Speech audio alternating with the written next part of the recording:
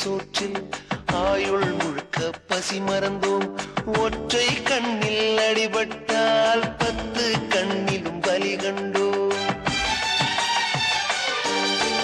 பள்ளிக்கூடம் தந்ததில்லை பாசம் என்னும் நூல் ஒன்றை, வேதங்கள் 4ம் சொன்னதில்லை எங்கள் கதை போல் வேறொன்றை.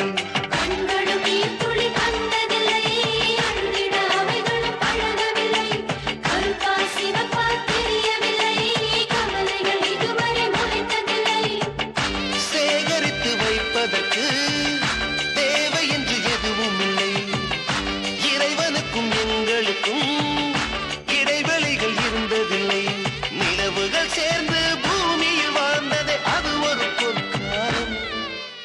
அவரவர் வாழ்க்கையில் 1000 மாற்றங்கள். அந்த நினைவு